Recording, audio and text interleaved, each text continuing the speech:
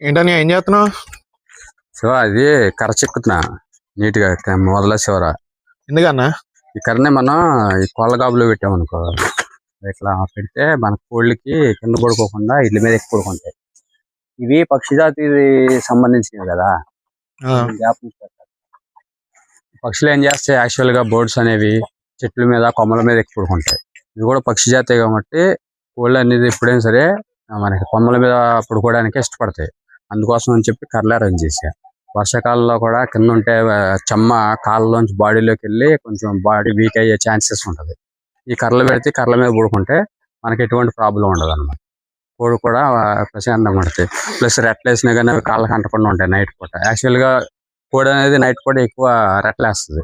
అవి కాళ్ళకి అంటకుండా వాటి మీద పడుకోకుండా సేఫ్టీ కోసం ముందు జాగ్రత్తగా కర్రల మీద అరేంజ్ చేసాం అనమాట. అట్లా పురుగు పుట్రా కూడా పురుగు బట్ట కూడా రాదు.